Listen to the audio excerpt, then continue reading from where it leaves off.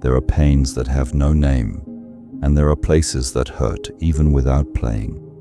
God's chosen knows this because he does not have to hear to perceive or see to discern. Just enter and the spirit already reacts. The environment is silent, but the body begins to scream inside. The air weighs, the stomach turns, the soul retires. What no one commented, the chosen one has already captured. Because what for others is just a room, for him is a spiritual field, loaded with memories, packs, and unspoken presence. He feels what was not exposed, identifies what is disguised. Your body carries the codes of a celestial radar that does not fail. God does not expect evil to happen to protect who he marked. The warning comes before, and it comes subtle, and discomfort, a shiver, an inexplicable sensation. It is the spirit blowing where the carnal ears do not listen. The chosen one feels first, so that he does not have to suffer later. And this feeling, which many find exaggeration, is the language with which the sky protects its envoys. The headache that came out of nowhere, the strange nausea in a place where everyone looked good, sudden sleep, tightness in the chest. They are not diseases, they are messages. They are spiritual signs translated by the body that learn to serve as a prophetic antenna. The flesh moans, the spirit is restless, and the chosen, even in silence, understands. Something there is not clean. When everyone around it says there is nothing much, the chosen one shuts up, not out of fear but by understanding. The mission is not to prove the invisible to unbelievers, is to discern it and leave. He does not dispute with logic as he was trained in the spirit. Your war is not with flesh and blood. He carries discernment, not opinions. While the soul of the world screams in anxiety, the spirit speaks in whispers. And the chosen ones, in tune by pain and desert, have learned to distinguish the two sounds. That's why they seem strange, because they don't react like everyone. They feel before, and act without explanations. The sensitivity of the chosen is a lighthouse that illuminates the darkness that hides under sweet words and beautiful environments. When everyone is welcomed, he feels oppression. When everyone sees sympathy, he detects manipulation. When everyone is enchanted, he feels weight, because your soul is not guided by what the eyes pleases, but by what vibrates in the invisible. This sensitivity is not weakness, it is spiritual shielding. It was God who shaped like this, because only those who feel can protect what they carry, and what the chosen carries is sacred. So where there is darkness, your body warns. The stomach contracts. Breathing changes, the spirit shrinks, and there's no point in explaining, you have to leave. The awakened soul has allergy to places where God no longer dwells, no matter what beauty, comfort, hospitality. If the spirit has retired, the chosen one feels, and you can't stay. It is a silent revulsion, an unnamed sadness, as if his spirit said, "This is not my place." The gift of feeling is a camouflage of pain, because often what the chosen one realizes, no one believes. And it hurts. It hurts to be discredited, ridiculed, excluded. But it is in this suffering that God seals the authority of his. Because those who feel, protect. And who protects, carries armor. The spirit of the chosen is not passive. He is sentinel. And sentry does not sleep. He watches. If there is a shadow, he notices. If there is a strange presence, he shakes. Because your soul has been marked to watch, not just for yourself, but by all around. You who feel too much, who realize what no one admits, that shut up in the face of the discomfort you can't explain. You're not crazy. It's awake. God shaped you like this. Because in this time of appearance, only those who feel deeply can survive spiritually. The world needs your alerts, even if they still mock them. And know, what seems weight today is actually protection. What makes you leave for no reason is what prevents you from falling into traps. God separated you to discern. And so, what for others is just a place, for you is a spiritual warfare. They don't know, but you already felt, and who feels before survives later. Not every house is shelter. Not every home is refuge. Some walls, however well decorated, hide silent pacts, old votes, untreated pain. And the chosen one, when crossing the door, feels.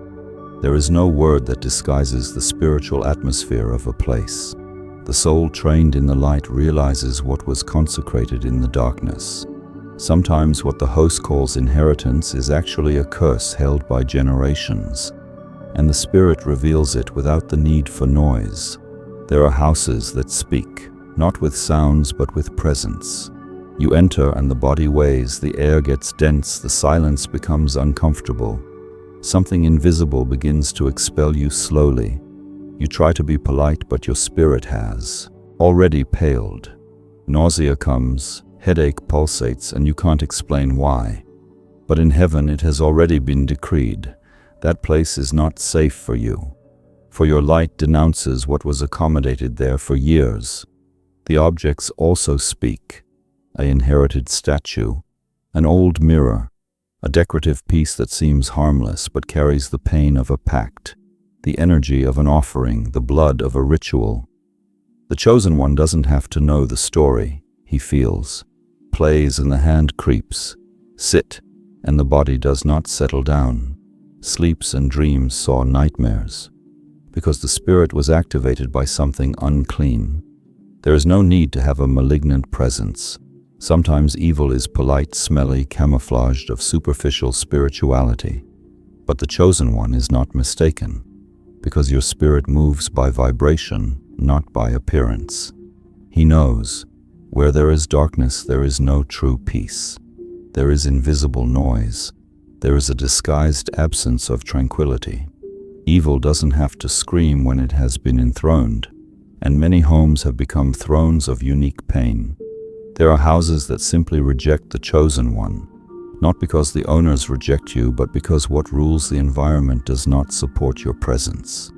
You are not welcome spiritually. Your entrance is already beginning to disturb. Your light is already beginning to expose. And then the discomfort grows. The place pushes you out. For your soul brings a presence that darkness does not tolerate. The most dangerous of these environments is not ugliness, but normality. They are clean, organized houses, full of sympathy, but without the presence of God. And the chosen one feels. Because where the spirit has retreated, everything is appearance. The silence there does not heal, it gets sick. The stillness there is not peace, it is absence. And whoever carries the presence recognizes when it is not. The house reflects the owner, and when the owner's soul is plunged into confusion, idolatry, pain, or hidden practices, the house becomes an extension of this abyss. As beautiful as it is on the outside, as welcoming as it may seem, it is inside an altar of oppression, and the walls speak. They talk to who knows how to hear. They tell stories of suffocated screams, hidden pacts, doors open to what is not holy. The decoration can fool the eyes. It can be rustic, modern, elegant. You can have biblical phrases on the walls and soft music in the background. But if the environment is spiritually contaminated, the sensitive soul cannot stand. Because the spirit does not feed on aesthetics, it feeds on an atmosphere. And where the atmosphere is polluted, the chosen one suffers. When God comes out of a place, no longer matter who enters, because his absence is a message, and the chosen one captures it in the body, in the soul, in the spirit. The restlessness that arises is not freshness, it is deliverance, it is discernment, it is heaven saying, "It is not here." And who has trained ears listen without anyone having to say. The chosen one feels the house as a person feels. If the house is sick, he gets sick too. If the house is in darkness, it is taken by an invisible weight. And if you insist on staying, pays with your peace. So when discomfort comes, obey. Skirt, even if it seems impolite, because the house may have no voice, but your spirit has heard enough to understand. Something there no longer belongs to light, You felt at the entrance that light discomfort, almost imperceptible, like a whisper that only the spirit listens. But you swallowed dry, forced a smile, tried to look quietly. What the sky shouted inside you, you tried to shut on the outside. Because it looked exaggerated, it seemed discourteous. But it wasn't. It was warning. God was already saying, "Don't remain." And you stayed. Then came the inexplicable tiredness, as if that simple visit had drained his strength. You left without energy, as if you carried something that wasn't yours. It was spiritual drainage. It was the evil disguised as hospitality, sucking your light.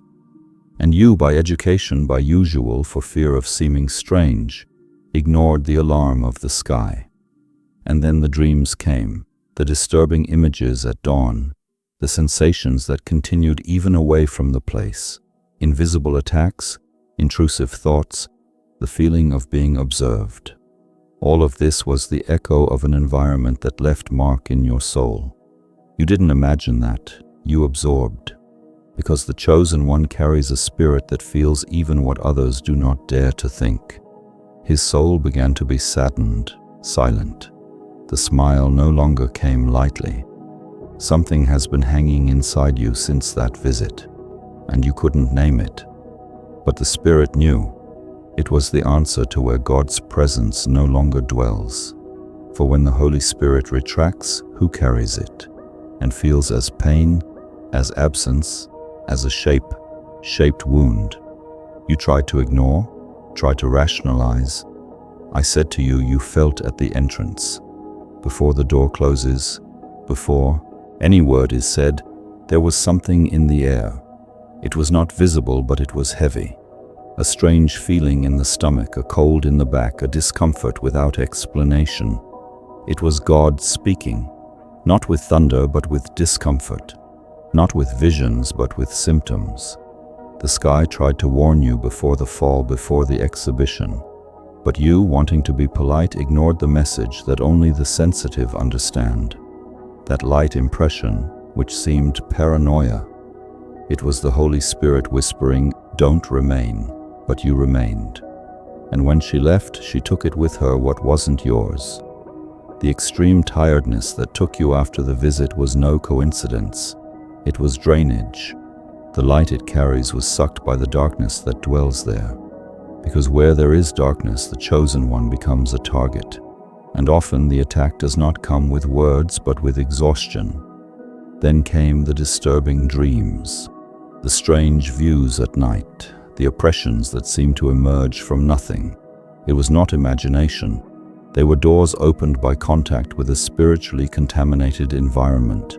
A touch, a seat, an object, a simple gesture can activate the invisible. And whoever has the awakening spirit feels in the body what is moving in the air. Your soul began to shut up, lost the shine, lost the fervor. Because the soul of the chosen cannot stand to remain where God has already retired. She is saddened, retreats, shuts up. And you, without understanding why, felt a void, as if he had left a piece of himself in that place. But in fact, it was the environment that tried to steal your essence. You tried to justify, tried to normalize. "It's just an impression," you said. "Maybe I'm exaggerating." And so, drowned out what the sky shouted. The presence retreated, and peace left. The Holy Spirit does not shout. He is saddened. And you realize this when everything seemed normal on the outside, but inside something squeezed you. It was God teaching you, not every open door is blessing. Some are disguised traps. The signs were there, in the vague gaze of those who received you, in the ambient sound that bothered you, in the invisible smell that aroused ancient discomfort.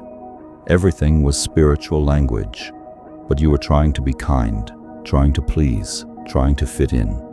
And that was expensive, because the price of disobedience is not always immediate. Sometimes it is silent, progressive, and affects the spirit. God does not send you where he does not want to keep you. If he bothered you, it is because that place was not made for your permanence. There are missions that require passage but do not accept permanence. And when he hastily takes you, it's not cowardice, it's deliverance. That desire to leave soon, that feeling of urgency, was an angel pushing you away from contamination. You have ignored the signs, but God in your mercy still delivered you. It still started you before the tragedy, still sealed your return with peace, because he knew that your sensitivity was fragile at that moment, and yet he kept you. He saw your attempt to honor, your internal struggle, your desire to be light, and so I intervened. Today, everything makes sense. You understand why that visit made you restless, why peace went away, why the soul was not reconnected. Because that environment was not neutral. It was a battlefield disguised as home. And you, narrowly, were not injured.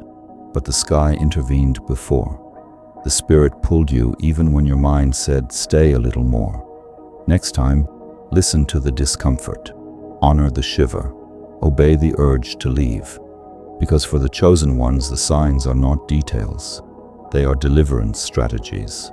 And when God shows you before, it is because he wants to save you to fight later. Chosen does not need proof, needs sensitivity.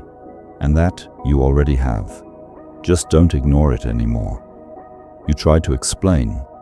He said he felt something strange, that the atmosphere hurt you, that there seemed to be a weight in the air.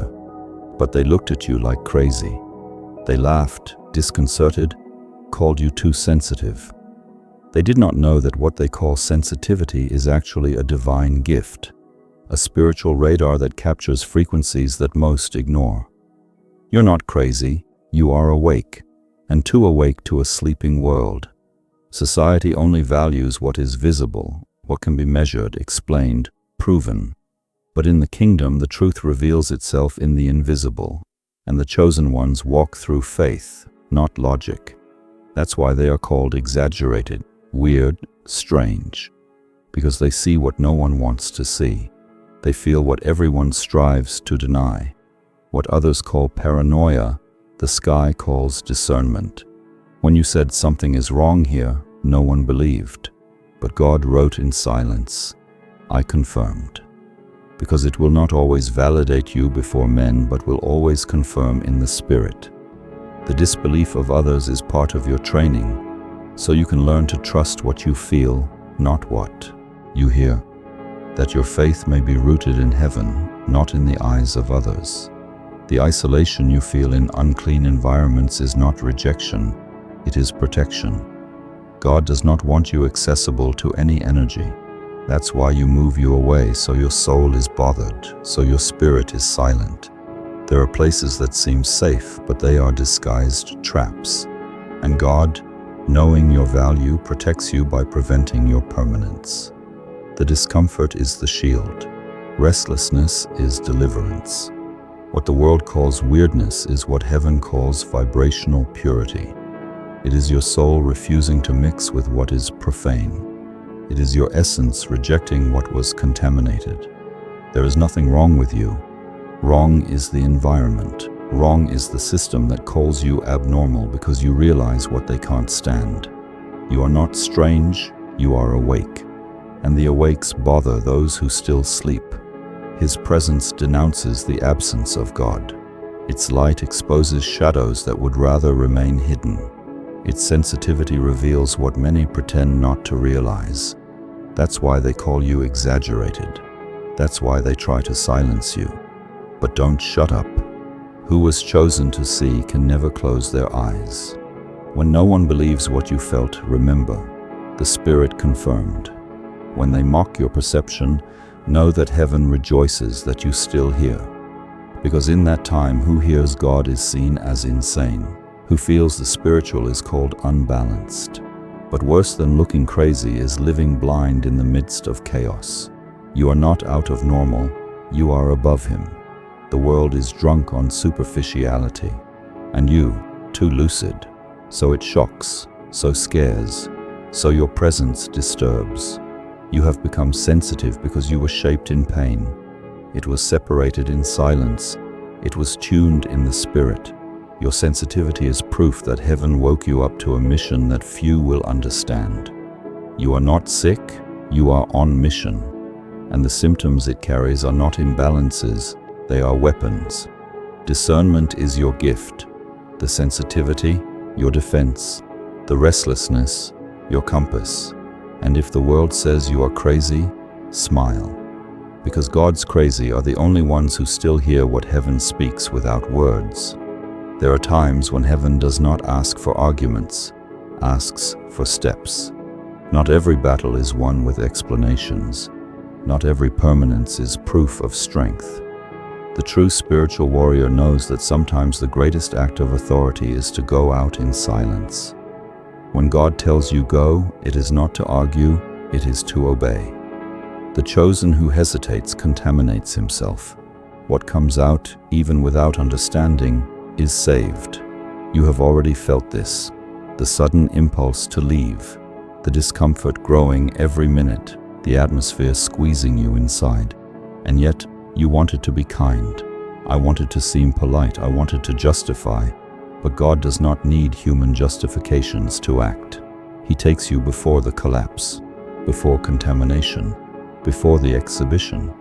Because what you carry is too sacred to stay in an environment of destruction. That sudden departure, that door that closed itself alone, that invitation that disappeared, it was no chance. It was spiritual blockade. God closed the connection because it saw what you didn't see. He intercepted the access of darkness to your presence.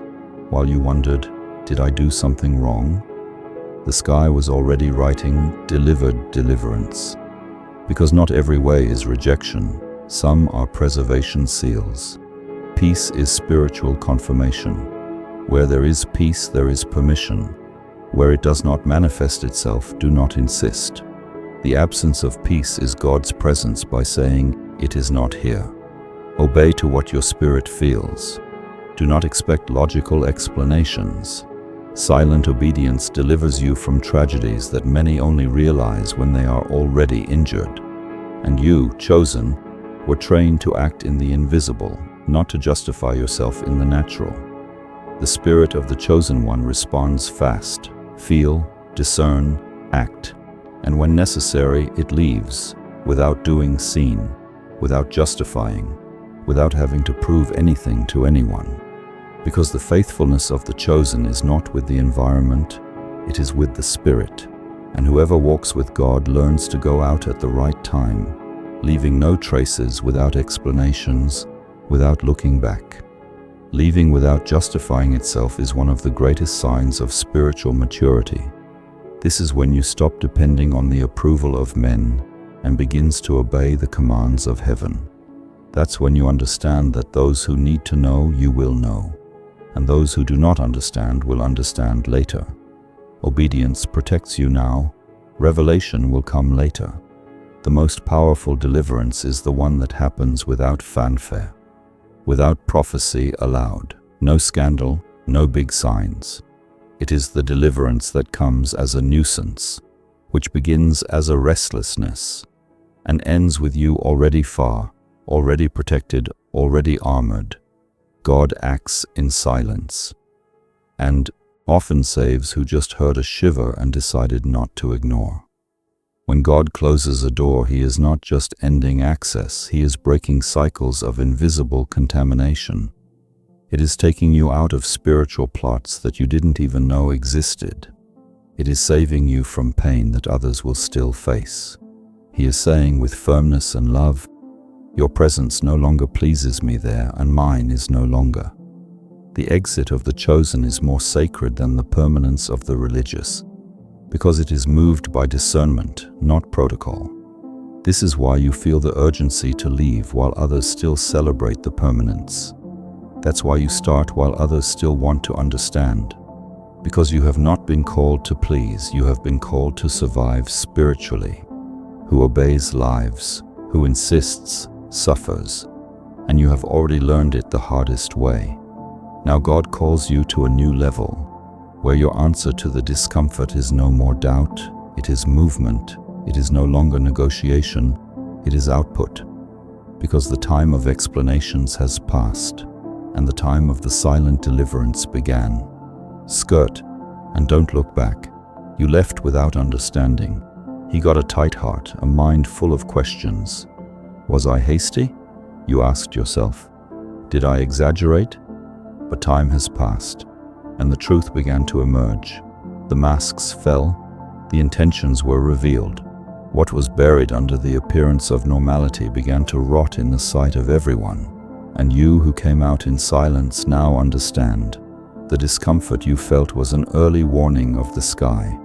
You didn't witness the scandal, but you escaped it. God took you up before. He not only freed you from the presence of evil, He spared you from the contamination of the soul. Because those who watch rot up close, often intoxicated. And heaven has decided, I won't let my chosen ones see everything I will take them before. Because there are revelations that protect, but there are others that corrupt. And God prefers to rid you in the dark than allowing you to be staining with the exposure of dirt. Today you understand why you came out so fast. Why did it move away so abruptly? It was not fear.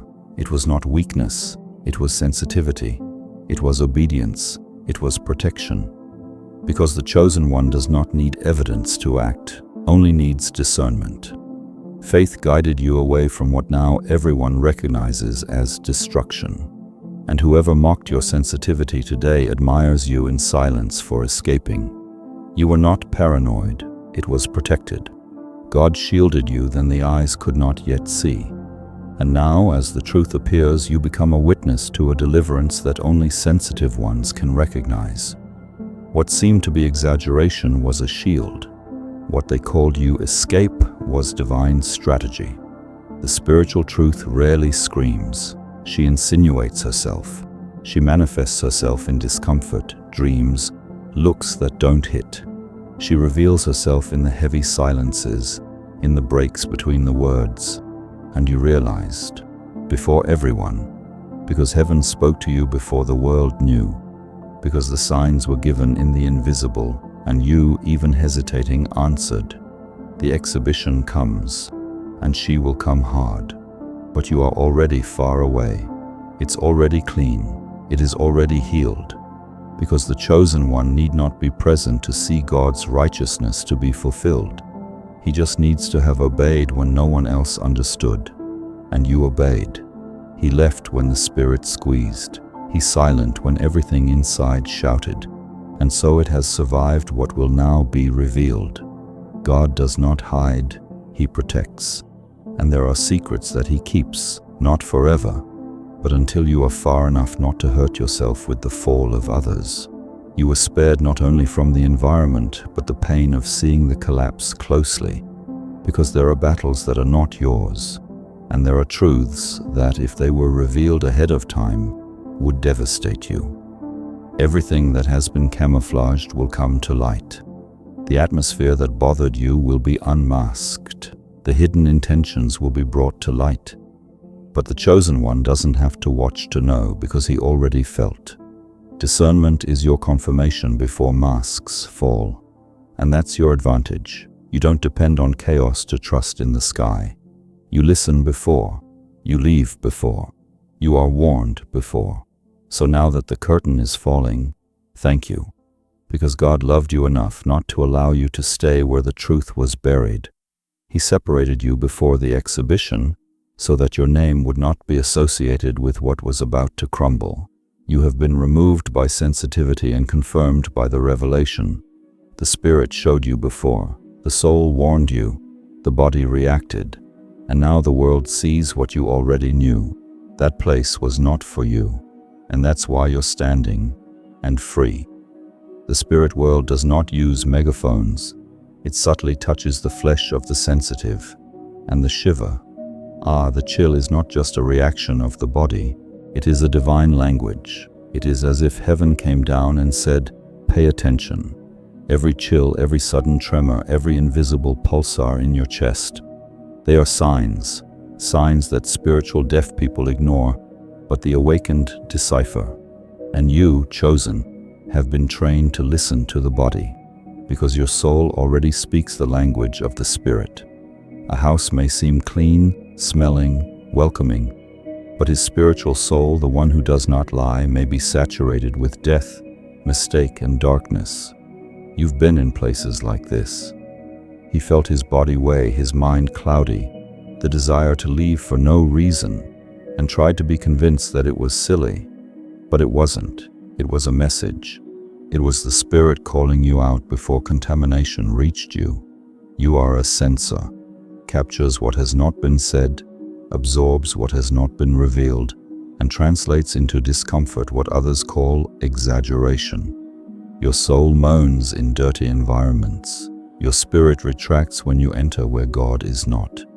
And your body, this body that carries the mark of the call, responds. Sick, creepy. I feel like crying or running away.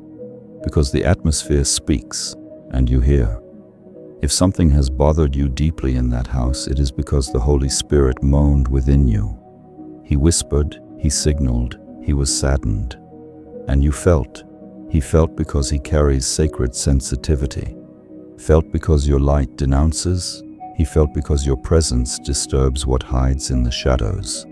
And even without understanding, you realized that it was not a place to stay. Trust the signs.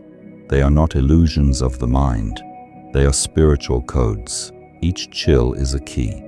Each sudden will to leave is a veiled order. Each discomfort is an invisible fence. The sky surrounds you with sensations when you can't show you everything with words. Because the language of the Spirit is not always explainable, but it is always accurate. Your sensitivity does not lie. It is not weakness. It is not hysteria. It is not drama. She is a channel, instrument, sentinel. It is the gift that God has given you to navigate in this invisible world without being swallowed by Him. And when you ignore this gift, you expose yourself. But when you honor you are saved. So listen. Trust, react, skirt, or do not doubt more than your spirit perceives. God speaks subtly to those who have learned to hear in silence. He speaks for atmospheres, for breaks, for goings, and the chosen ones, marked by pain and shaped in isolation, learned this language. You know it. I've heard many times. Sometimes it hurt to obey. Sometimes they called you crazy. But now you know. Each sign is love disguised as alert. To ignore the signal is to hurt. Honoring it is protecting yourself. You have already learned. It has lived enough to know that the Holy Spirit does not scream. He withdraws. And what is in His place is discomfort, weight, absence of peace. So when you feel again, don't doubt it. Skirt, or thank you. Because who was warned was loved. And you have been warned many times. What others call the thing in your head is, in fact, the invisible signature of God's presence in you. It is the sky writing with the tip of the shiver what your soul needs to understand before the fall. And when God shows you again, because He will show, don't question, reply, trust, and skirt. Because the signs you feel are not weakness, they are seal. They are part of the pact. And every chosen one has the right and the responsibility to obey when the sky whispers in the body what the world cannot yet see.